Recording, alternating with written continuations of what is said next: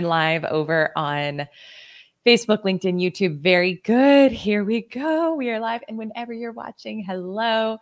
I hope you're doing amazing. I want to talk to you today about how to scale from 6 to 7 figures. And I'm also going to talk about how do you know if you even should? Like, how do you know if it's time and if it's something you should go for or not? Hey, Valerie, how are you? If you're joining on Facebook, LinkedIn, or YouTube, pop me a comment. Let me know you're here. And here's what I want to know if you are here live is this a goal of yours? Is this something you want to do? Do you want to scale from 6 to 7 or is it not a goal? And there's zero judgment. First and foremost, maybe you're beyond that. Maybe you want to scale from 7 to 8. I don't know. But I just want to know where you're at. Hello, Charity. Good to see you. Good to see you. Hello, William. Valerie saying definitely. Okay, beautiful. Now, here's the other thing I want to know is why. Why do you want to do it? And this isn't a trick question. It's just literally, I am curious. Why? What's the vision for you? Oh, Melissa on LinkedIn. Oh, I'm so glad you're here. Yes, I'm so glad you're here joining live as well.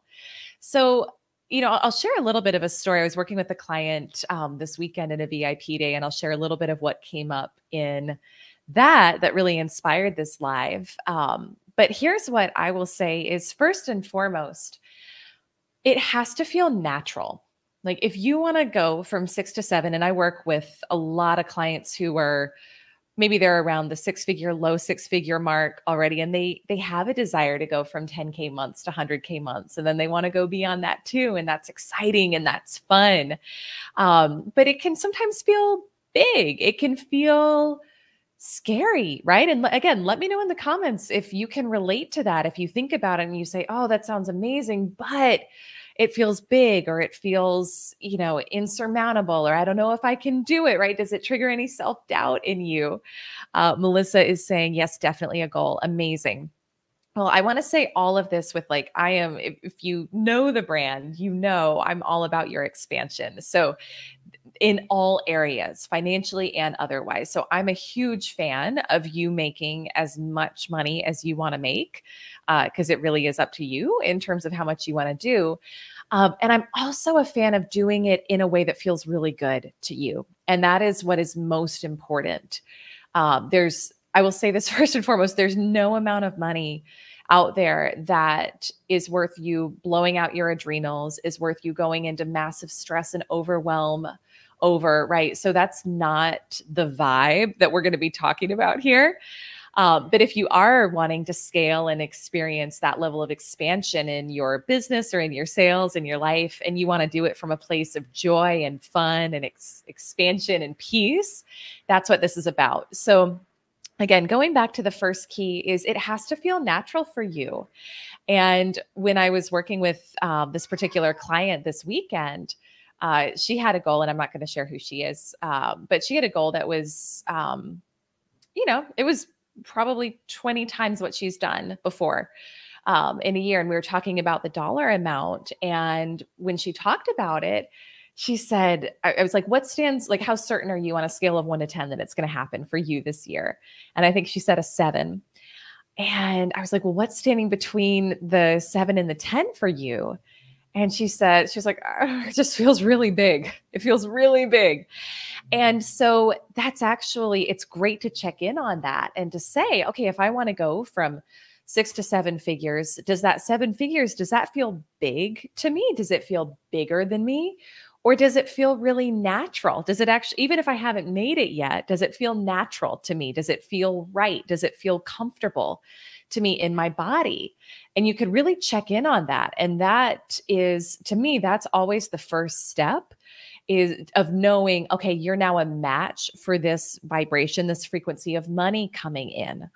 But the key with all of it is it has to have a purpose. So money comes where there's a purpose. And this is where I really would invite you to check in on what is, if my desire is to go from 6 to 7, what's the purpose behind that? And the purpose of money, it doesn't come powerfully when it's to make us feel safe. It doesn't come powerfully if it's about validating us. And when I checked in with this client, and I'm never about downplaying or minimizing people's visions and goals. In fact, usually I'll tell people they're thinking too small. That's more my MO than the other. But, the client and I checked in on what was the purpose behind this. And for her to live her most epic life this year, like next level epic life, it was actually going to take less than half of what she thought she was going to need. And so when you're setting that goal, and if you are listening to this and you're saying, oh, like, okay, this is resonating with me. I do want to scale from 6 to 7 figures. Again, just check in with why. What's the purpose behind that money? And purpose doesn't have to be you're giving it all away to charity. Like, I'm big on giving. Hey, Elizabeth, I'm big on philanthropy, on charitable contribution. And I'm also big on having a wonderful lifestyle, and money wants to support you in having your dream lifestyle as well. So it's not, money's agnostic, but it does need to have a purpose, and that the strongest purpose is for your expansion. So when you check in on your desires for this year, and what you want to create, what's the dollar amount? Thank you for the hearts. Hey, Holly. What's the dollar amount behind those desires? And then if it adds up to 7 figures or more, and it's coming from that aligned place, that place where you're already feeling worthy and good, then beautiful. And sometimes you may find that you add it all up and you're like, I really just want to go from 100 to 300 this year. I want to go from 100 to 500 or whatever.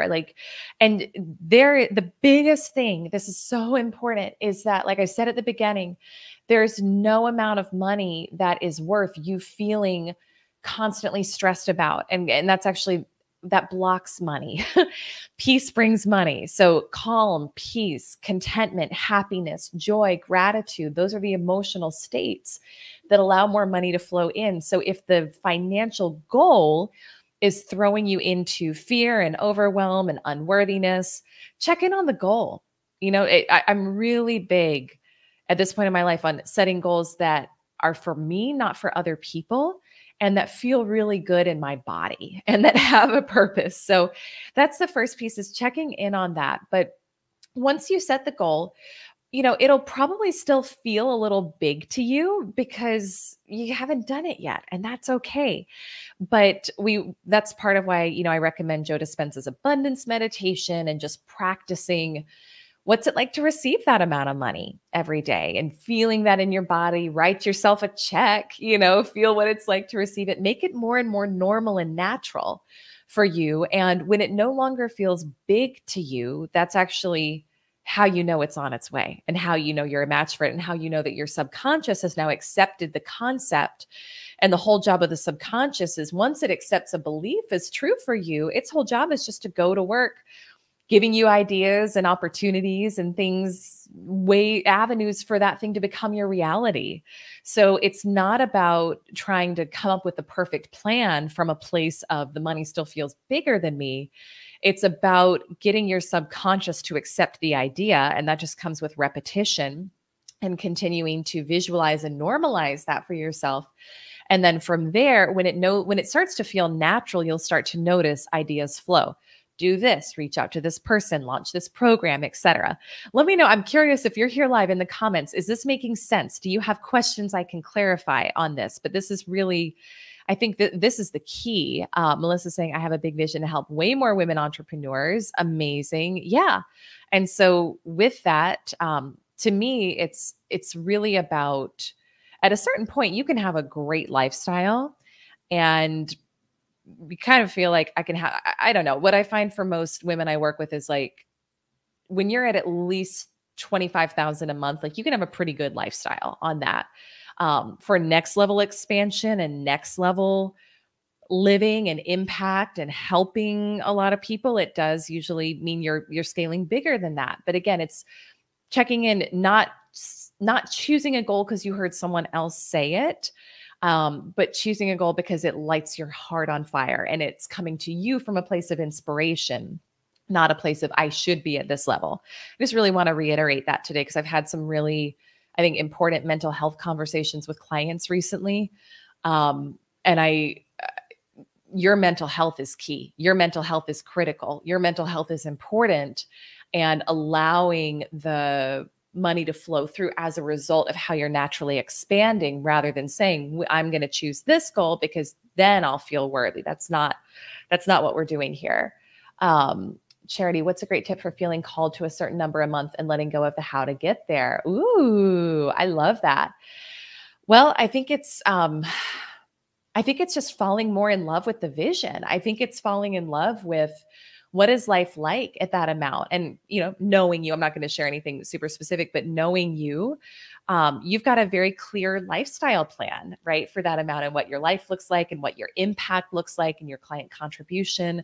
So just spend more time there, deepen into your visualization in the morning. Practice embodiment of that throughout the day.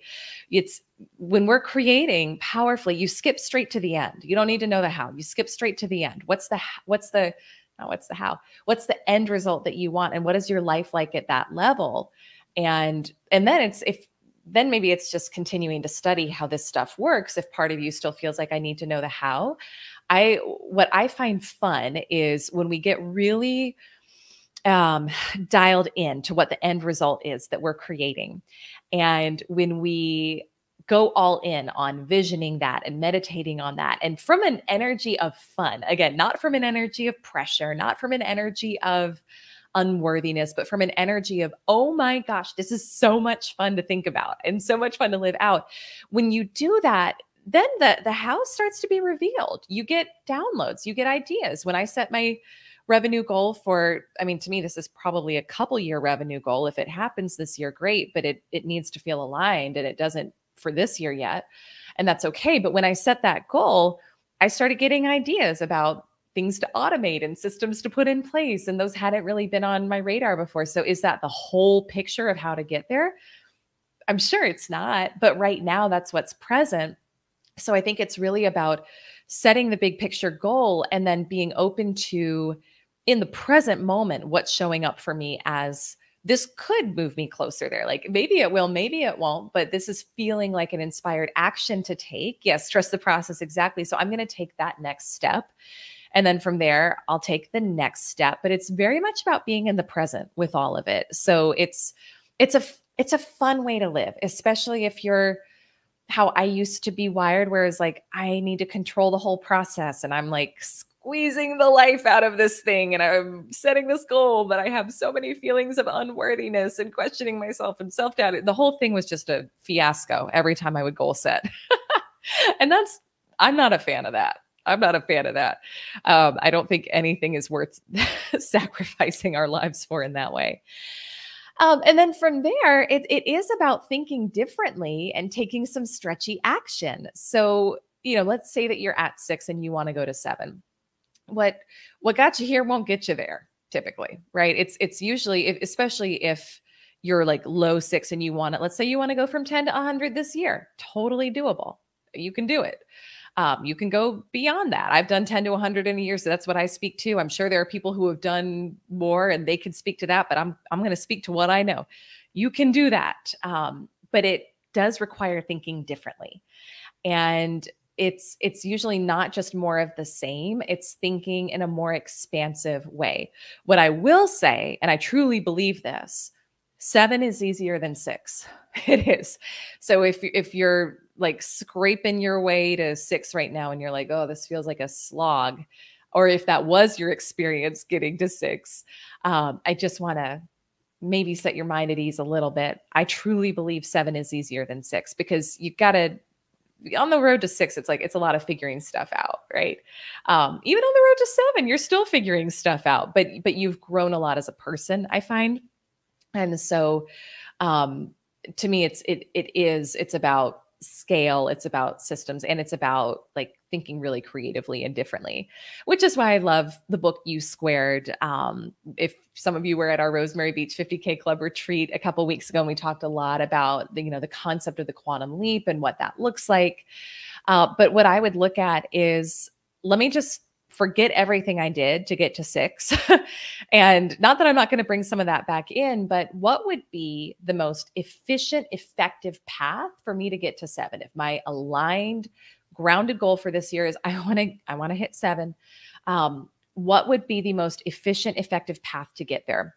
And there's a principle in nature called the principle of least action, which is that things in nature look for the most efficient path with the least action.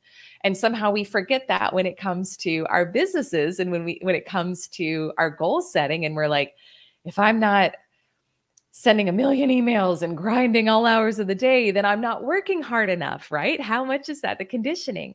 I don't believe that. Sometimes there are periods where we need to do a lot of outreach, and I've done that for sure. And sometimes you don't feel super inspired. So you're like, well, I gotta do something. So I'm gonna do a lot of outreach. That's cool. Like you do it. And sometimes the inspired path is a lot of outreach, but oftentimes there's a Price Pritchett calls it the elegant solution. There's an efficient, effective, elegant solution to get you there. That's part of why, for me, like when I work with clients, usually one of the first things we do is we raise their prices. Because I find a lot of times the clients I work with are delivering tremendous value, huge value, but they're underpricing themselves because they're kind of guessing, they're second guessing themselves. And so doing that inner work and getting yourself feeling really confident about who you are and what you deliver. And then you can hit $1 million in a year with 10 six-figure clients, but you got to feel good about charging 6 figures for a client if you're going to do that, right? So, and if it feels like a stretch, you don't do it yet. Again, it's about alignment with all of this. It's about alignment. But so it's looking at what would be the most efficient, effective, elegant solution and path to get there. Maybe it's raising prices. Maybe you're working in corporate and it is going to be, thank you for the hearts. It is going to be, launching something new on your own. Maybe you've got a business, but it's creating a new revenue stream that's higher ticket. And then the final piece I would say is just really be so open to being not like unattached to anything you did up until this point. And I think this is a really good thing to do on at least a quarterly basis. I would also say a monthly and maybe a daily basis is looking at what is it that I'm doing, obviously in my business, but also in my life that's like draining my energy, that feels heavy, that's not bringing a return. If you're an entrepreneur, maybe you got a revenue stream that's like, this thing requires the most effort and it brings in the least amount of money, or maybe it brings in a lot of money, but thank you for the hearts, but it's heavy. I tell you what, over the past few months, I've released about 100,000 a year of revenue because it just wasn't lighting me up. And I was willing to say no to it because it felt heavy. Like, I'll just say that it felt heavy. And I knew that it was draining my energy. Holly's saying energy audit. Yes. Yeah. I just released it. And I'm trusting that, in the short term, was it like, oh, okay, this is maybe feeling like a little bit more of a squeeze than when I had an extra 10 a month flowing in. Sure. But it's worth, like, nothing that feels that heavier that in your intuition is no longer right to hold on to. You've got to release it. You've got to release it. And you've got to make space often. You got to often release it before you know what's going to come in next, because otherwise there's no space for the new to come in. So you got to be willing to be unattached and to kill / release / lovingly let go of anything that's just not bringing a return anymore, either financially or from an energy standpoint. Again, I want to go back to kind of the bottom line with all of this of like, how do you know that it's time? It's got to light you up. You've got to feel excited. You've got to already feel worthy. You've got to feel grateful for what you have. And you got to know that you're ready for more expansion. And that is, to me, that's how you know. And if you don't do it, like, don't set that as the goal if that doesn't feel right for you. Again, this is really about you following your own path and not saying, oh, because it's like a cool Instagram title, I'm going to go do it. No, like that's not the way to do it. Trading your alignment, your peace to impress somebody else. No, my friend. But when you're ready and it's time for that level of expansion and it feels exciting and it feels like a yes, and it feels like you'll reach that point and then you'll be like, oh man, I actually need more for the lifestyle and the impact I want to create. And that's cool too. But it's the journey, and it's checking in all along the way with does this expand me? Is this in alignment? And that's the most important part. So If you have questions, let me know in the comments. I also will let you know kind of in the theme with today's episode, which I'm so excited for. We're about to open back up application for our 50K club, which is for women who are around, they're already at that 6-figure mark, but they're looking to start having 50K plus months. So you can go to elisearcher.com/50K club if you want to find out and book an application call with me. I love, love, love supporting women at that level. And it's just a really fun, exciting time. So are we good? Do we have questions? And if there's anything else that, is a question from today, or where you're like, man, I need some help in this area, send me a DM. Like, I truly desire to help you. I truly desire to be of service. And that's what I'm here for. So, all right. I am going to take it that was what you needed for today. Thank you so much. If you were here live or watching the replay, I'm always so honored if you feel inspired to share this. I'm super grateful for that. And I will see you again. It will actually be probably coming to you from the RV next Monday. So I'll see you again next Monday from Big Blue, or Jason has now renamed him Admiral. He's Admiral Blue. So I'll be back. It's ridiculous, but it's great. I'll be coming back to you from Admiral Blue next Monday. Have an amazing rest of your Monday. Lots of love. See you soon.